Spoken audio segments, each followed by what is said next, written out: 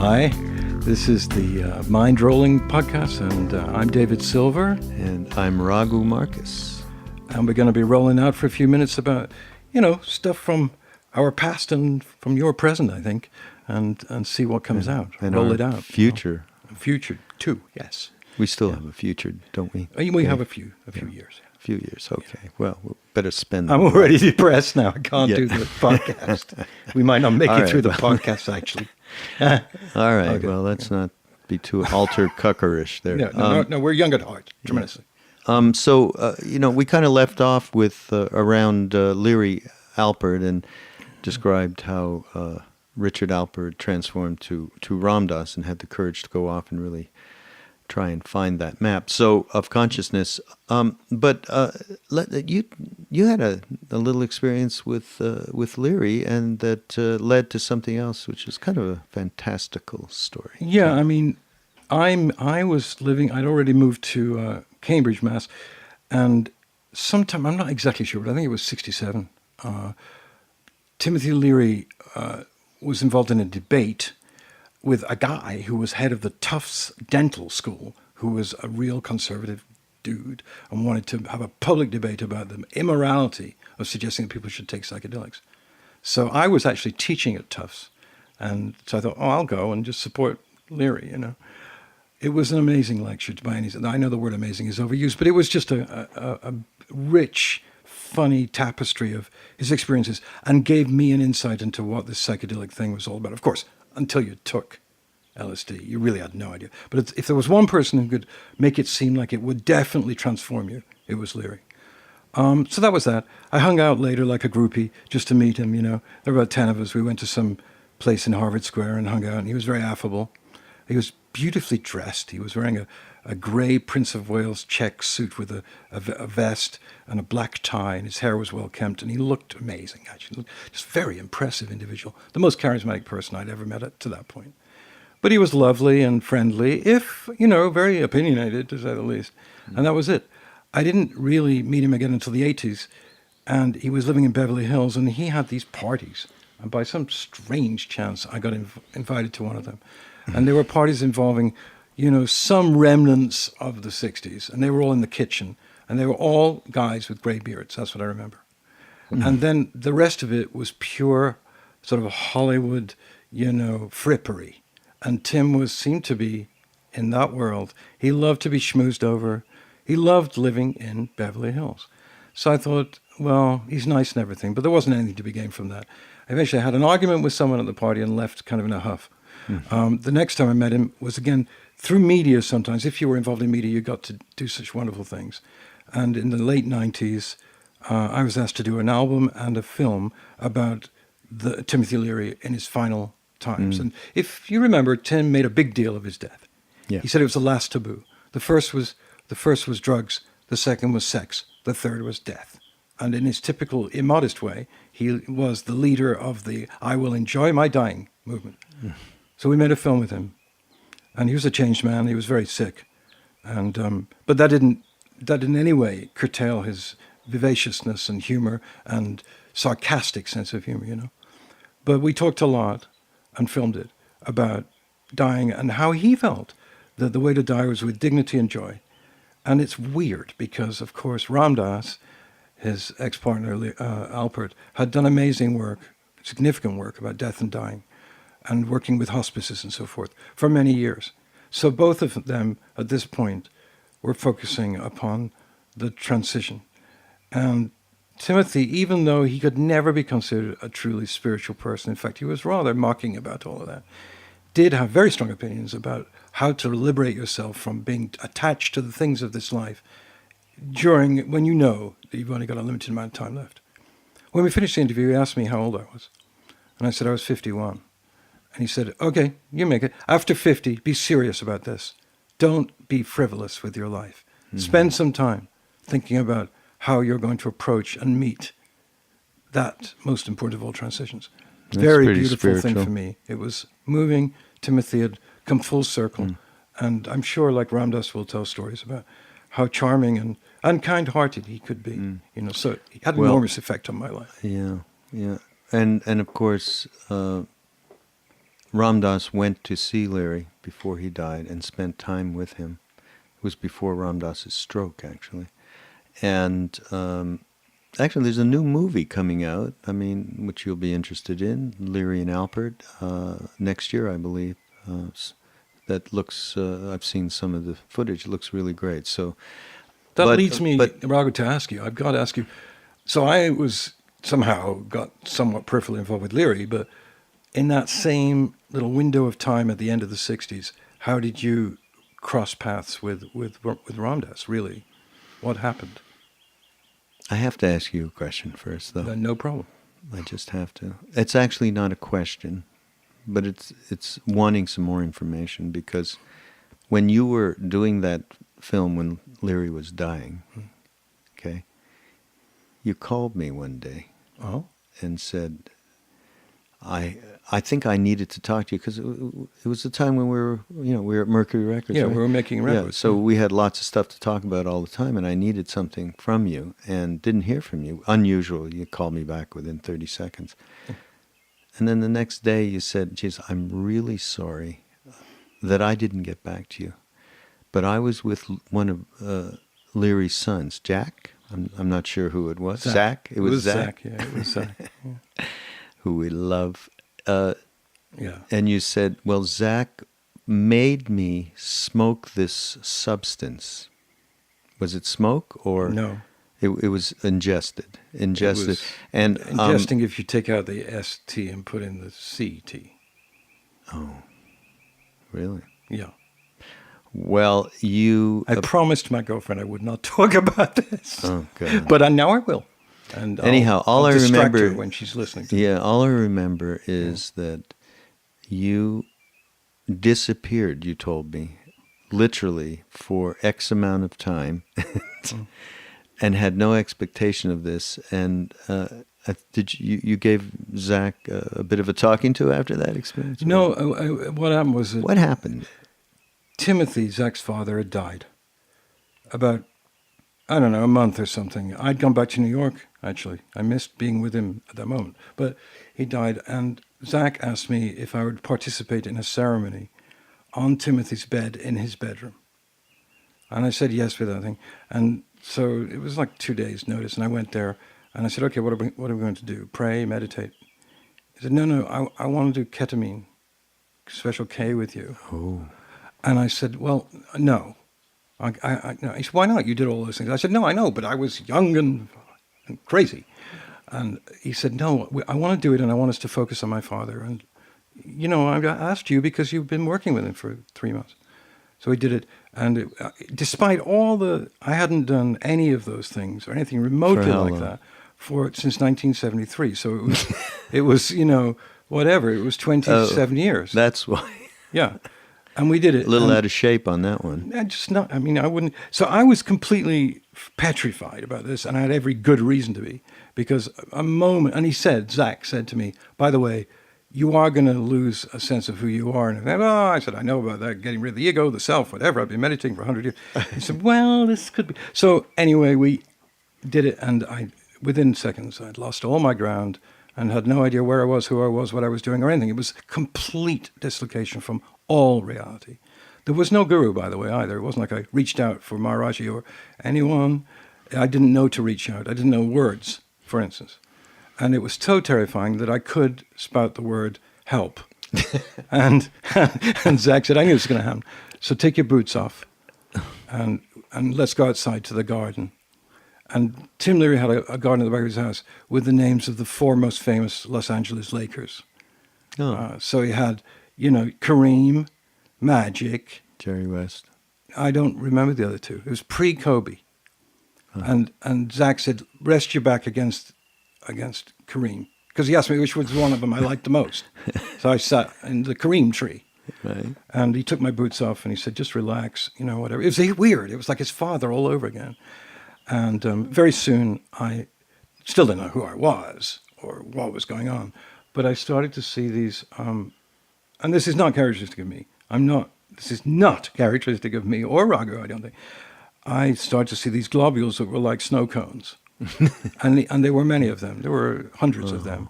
And each of them was, when I looked more carefully, was a lotus. And on each of these lotuses sat, but not in a photograph, moving. Not moving much, but clearly alive. A bodhisattva, one of the great tantric, or one of the great tulkus, or Milarepa. I didn't know who they were, but I knew they were all exact Tibetan or Buddhist deities. Though I was in there playing around, I got this overwhelming, beautiful feeling of great, not love, but finally I saw something which irrevocably told me that this is just one set of dimensions in a million, and that if you reach out with love and with, I don't know, liberation, freedom or something, just feeling, letting go, that they'll come, you'll find them, but up to that point it hadn't happened. And it lasted about, you shouldn't have asked me this because this is a huge thing. It lasted about 45 minutes, and by the end of it, Zach said to me, he spoke to me during it, he said, "So do you feel all right? Can you drive back?" And I said, "Yes, I can." And I drove back easily and was completely grounded. There was no trace of anything. But the experience was what I have to call an article of faith. Never since that time, and it's now 13 years ago, have I doubted that we live within a loving atmosphere of great masters, and that they're there, they're here, they're in our hearts.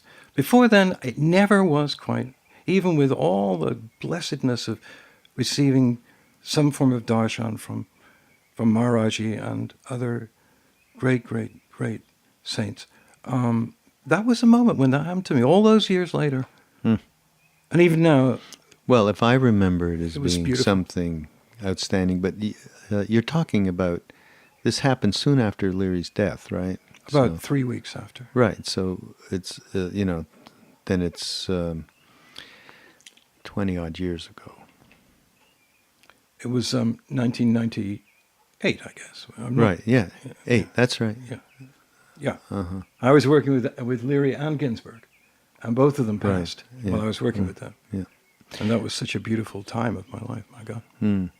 Well, so moving backwards from there, you were asking me about meeting up with Ram Dass, how I did meet him. Yeah. Now, that's all well documented in Ram Dass Here and Now podcasts, which I do with Ram Dass over on ramdass.org. But so I won't belabor it, except to say that I got a dream job, program director of a very powerful free-form rock and roll radio station in Montreal, Quebec, and was having a time of my life at that time, and because music was just everything, and so one day I get a call, help promote Ram Dass. So that was my first hearing the name. I mean, I'd never heard it before. Had you heard of Alpert? Alpert and Leary, as I told you, were like guru, teacher, whatever. They were, Right. I owed everything to them as far as I was concerned. So that obviously gave me the thing to go and find out. Well, immediately I had a tape sent over. I listened to the tape of a previous lecture of his, and that was it. I mean, I was completely happy to actually now have some idea of what was going on, these feelings that I had, the experiences I had through psychedelics for the most part, and a little bit of music, as I said before. There was some way of understanding. There was some way of understanding the whole reality of what this planet we're living on, this reason to be, etc., etc. So I immediately went and got with him. I found him, I brought him to the station, and I interviewed him. And then I knew then that whoever he was talking about, and he gave me a picture of the guru, I was going to go find that guru. But even though he was saying that he had no idea where he was, which wasn't true. I mean, he knew where he was. He had no idea that he was going to let anybody know about it, really. So, but that was the environment. That, for me, literally was the turn of the decade, from the 60s to the 70s, was that experience. I met him, and then things got real focused for me as to, okay, that feels like I want that, and I'm going to go get it one way or the other. And the first way was, hanging out with Ram Dass. So that's what was happening critically at that period. And where were you at the turn of the decade? I was involved in my so-called career too, in the sense, it's interesting too how you and I both met and came across really, really, crucial figures via the media, that we're lucky in that sense. 69, I was moved from Cambridge to New York City to do a television series, which was called The Great American Dream Machine, which I invented, and it was about America as it is right now. So I was totally invested in it. But we did about 15 shows, I think, and it was an extremely uncomfortable thing for me to be doing, because it was kind of a thing where I went backwards, because the people I was working with weren't the kind of people I'd worked with in Cambridge. They were professional television producers and segment producers and so on. And I was uncomfortable the whole time. We did quite a few shows. I was not happy. So I was wondering what to do with my life, actually. I didn't know. And it's later, in the 70s, when I left America and went to Morocco and had an experience of a mystical, deeply mystical kind, a beautiful experience. It stays with me still in every detail. But it wasn't as if there were lots of people going there. There was just 5 people. And they were doing a piece for National Geographic about the master musicians of Jajouka. Jajouka's a tiny village in the foothills of the Reef Mountains in northern Morocco. And it's a place which was a healing place, particularly for mentally ill people, which is probably why I was there. And I was fantastic. I went there 3 or 4 times and did the first filming ever there, and filmed these amazing musicians and dancers and chanters and trance makers and healers. So the Stones ended up with... The Stones went there quite a bit before I did. Brian Jones made a record there. And it was from that record that somebody said, we should investigate this for Geographic. And they asked me to film it, but there was no filming allowed in that particular Sufi community. But having lived there a couple of months, eventually they said, go ahead. So I have this precious footage of these amazing masters. Wow. But that was my version of it. And it's so fascinating to me that, you went to India, and then eventually a bunch of people went to India, and out of that came a huge change for lots of people. Not just the people who went to India, but people who heard about the people who went to India and all of that. Whereas I just was somewhere else. It wasn't supposed to be that. It sounds very hippy-dippy, but I firmly believe that you are in the place that you have graduated to for whatever karmic reasons, and you ain't going nowhere else but that. It's sort of like inexorable. Then what you do with that may lead you into something else. But well, ultimately, though, if we just, as a marking point, so for me, I did go to India at the end of 1970, trying to find Neem Karoli Baba through Ram Dass, who had gone there, and some other folks had gone there as well, because he eventually did give up some little bit of an address. So tell people about how it was. He was not about to sort of screaming from the rooftops about Ram Dass? Yeah, about this astonishing experience. Well, he was told not to say a word. Yeah, talk about that. When he was in India and he was with his guru, who we call Maharaji, which means great king in Hindi. Everybody, the sweeper, Maharaj, what's up? So everybody's called that. I mean, Maharaji is, of course, honorific. So he didn't listen to that edict, now did he? Because he came back. All he did was talk about Maharaji. So of course that was all known to, it was all, and said, I give you my blessings for your book. He didn't have a book in mind. Actually, the book he had, he did have a travelogue in mind, and he started to write that.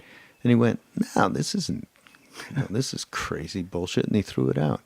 Really? He was writing a travelogue? No, Yeah. I never knew that. Yeah. Oh. And he thought that's what he meant eventually. But of course, out of the lectures and all the talks he gave, which one of them I heard in how I contacted him in Montreal. So, but a marker for that time was the introduction to a being like Neem Karoli Baba, for me, that showed us, just like we had these marking posts all along. For music, it was Dylan just even saying, okay, there's, I hear you and I can voice what you're feeling, all the way through other music, transcendental music that led you into a spiritual center and the understanding of that. And of course the psychedelics and of course introductions to Eastern stuff. But Neem Karoli Baba represents, at one level, I mean, we can't say anything about what it really is. There no words can say that. But certainly the human potential of just love, compassion, just those simple things. We just start there. You yourself bumped into that. I don't know the timing, but you should tell us, because into a being that was no different than Neem Karoli Baba, whose name is Shirdi Sai Baba. And if you read different accounts of the two of them, it's like, it's pretty, oh my God, it's just the same kind of a thing. So, yeah, talk about that for a second. Well, Neem Karoli was, this is before his Mahasamadhi, when you met him. Fortunately. Yes. Sawaz Shirdi died in 1918. And the only reason I knew about him was that I went to this great teacher in New York called Hilda Charlton, who you also obviously went to, and Hilda, Ram Dass was in that class, just as a person listening and chanting, which was new to me. And in the course of her amazing Thursday night classes, she would and she had displayed, as in sort of a gigantic puja, in front of her all the masters that she felt connected to, which went to people like Saint Germain and Jesus and so on like that. But for me, most interestingly, was the Self-Realization Fellowship lineage, Yogananda, Yukteswar, so on, and Maharaji, Ramakrishna, Ramana Maharshi, and then the two Sai Babas, Satya Sai Baba, who was still on the planet at that time, and Shirdi Sai Baba. I had I mean, I've got to be totally accurate here. None of them really meant anything to me except Shirdi from the get-go. The others I learned quickly, and Maharaji eventually was much more vivid for me because of my friendship with you and all the others. But Shirdi jumped out at me like it was ridiculous. I just couldn't get him out of my mind. And even now, if I just unbutton my shirt here, I have a pendant of Shirdi. I have thousands of photographs of him and so on. That's the way it was for me. This being that died in India, all those years ago, was alive to me then, and still is. And that was through Hilda. Then I found out, to my absolute delight, that Maharaji, Neem Karoli Baba, was, liked Shirdi, because that would have been a real problem for me if I'd have found out later that this being for some reason, didn't rate Shirdi. He did. And so that was my first really powerful association in any way with, for real. Meher Baba was credible, but it was just really reading books and little movies and stuff. Shirdi was not books, not movies, not pictures. It was something else. It was an infusion into my bloodstream, the teaching persona of this being I never met. And I could feel what he would have thought about any given situation at any time. That was what I was like. It's like, what would he say to me doing this right now? And sometimes I was so powerful, I would stop what I was doing. Now, this is obviously a very, very important topic that I'm not sure if we're... is it too radical to think that there are beings who really that are beyond time and space and obviously can interact with humans? So is that too radical an idea? I mean, we both of us have had the experience because although we did see Neem Karoli Baba in the flesh, and had those experiences. But you said to me recently, Raghu, that the difference between a sort of wish fulfillment thing where you want something and you get it somehow. There's a difference when it's all experiential. That one is not talking to people about something that you sort of abstractly knew about or even feel good about, but you actually had an experience with, and then you tell that experience. And if it's out of time and space, so be it. Either they believe you're crazed, a lunatic, a liar, which they have every right to believe maybe, but if they know you in any way, shape, or form and trust everything else you say, sort of, believe you're honest, believe you're not living in some cloud cuckoo land of delusion, then there seems to be a real good way. There's a good conduit for bringing this up. And it doesn't become too radical because people scratch their chins or whatever and go, wow, you really experienced that? Yeah. And then you Well, tell them. you know. So it's experiential. Yeah. I'm going to bring Duncan back in. Okay.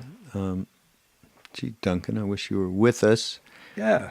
But Duncan, the only reason he got in touch with me was because he found something that rang true with him when he heard Ram Dass, and then he found Neem Karoli Baba. And when I went to do this little podcast with him, you know, I go into his place and he's, you know, it was a brand new house he had just moved into, and there was a huge photo of, you know, a beautiful big picture of Neem Karoli Baba, and I was like at home, and he was just there, and so he, and it was beyond words. That's why he kept asking me for, well, what are some of the definitions of this stuff? What's going on here? You know, and so it was really, it's total living proof that is as real as anything is you know, as the nose on the end of your face. Yeah. So, but let's not diverge too much there. We're jumping ahead of ourselves if we're going to be like way ahead. sort of Although caught. the point here was that we both ran into, in the early 70s, you know, at the turn of the decade, these two beings that were major turning point of one's life. I mean, complete turning point. And you start to realize something way huger than what, you know, you were into before. You know, that small little I started to get way larger. Now, with some people, maybe not in such a good way, and they took advantage of that and so on. But I know, you know, these were, I mean, I ended up a year and a half in India at that time, in the early 70s. And just that alone, living in that place for that long and becoming part of that fabric, you know, that was just not exchangeable to any other. I couldn't possibly think, you know, of what. So, you know, transformational, obviously, at that time. And we talked about that. But in terms of where were you in those days, in the early 70s? What was happening to you? I think you were creating family, right? Yeah. Well, I had one daughter, but I didn't have the other one until the mid-'70s, my wife and I. But in the early 70s, I was involved with experimental video and ran something called the TV Lab for the Rockefeller Foundation in New York, which was to try and change television from just a purely mass medium into at least an installation or experimental art medium. So I worked with Namjoon Paik and Bill Viola and some incredible people, and I ran that. It was called the TV Lab in New York, and it was opposite the UN on 46th Street. So I invested a lot of my energy into this art work, and it was a bit of a losing battle because we didn't have the equipment that sort of jived with our visions. Because at that time there were only big cameras, there were no little cameras, let alone iPhones, and so it was a difficult process. But we did it. I did it for 5 years, but then again, the cycle, I became quite dissatisfied with the installation art world and the video art world. It was very sort of heartless. I don't mean cruel. It just didn't seem to want to have feeling. It wanted to be beyond feeling. So it had a slightly zen feeling about it. Yoko Ono and Shigeku were friends, and those two women were very much a part of the way this was at that time. And I had to scramble out of that. And that's when I got back into music and away from, you know, television. Television is too constricting to do anything particularly interesting, you know. Still is in some ways, you know. No. But so that was my life in the early 70s. But of course, I was going to Hilda's once a week on a Thursday night and singing what I later learned, you know, as kirtan. And she used to do specifically a lot of Sri Ram and did a lot of Hare Krishna and a lot of Yogananda stuff, which she generally would just sing and we'd listen, you know. And there were quite a few people there. And that's where I met Ram Dass and Krishna Das, yourself, a little later. But, you know, it wasn't in the early 70s. Was it? 73. 73, yeah.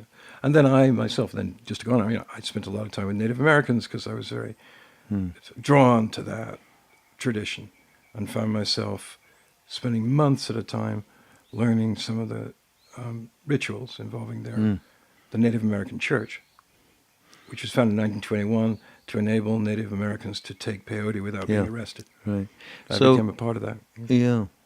So here we were, transitioning from teenagers to our early 20s, into the mid-20s, late, 23, 4, 5, because that was the time that I was in India and you were doing this, this work, this TV work at that time. But, here we were, we both had established, though, that there was that something else for us to be able to look inside and know. I mean, you knew TV is not my life at that time, obviously, because of these relationships. In my case, I was completely gone because I wasn't working. I was just chasing Maharaji around India for a year and a half, basically, and being with him as much as I could and just grabbing as much. I mean, we were, the level of attachment which we had to live, it took 10, 12 years for many of us to even get through. Can you detail that a bit, like in terms of going and coming, and how long you would stay when you were there and that, like that? Well, it was the best of your memory. Yeah, it could be he would stay in one place for a month even. So we would stay in one place, then he'd leave and go in another place. But you know what? That's going to be for a different podcast, that whole thing. But I do, the fact that we absolutely came to a place in the early 70s after going through some pretty horrendous stuff, either personally or dealing with family, dealing with society, dealing with work, dealing with who am I. And I think we were very fortunate to come out the other end in the early 70s, one way or another, well, I look at what's going on today, and I look at people, young people especially, who really want to get that rudder. We were given the boat, the oar, the rudder, and the whole damn thing. So, very fortunate. So, Mindrolling rolls on.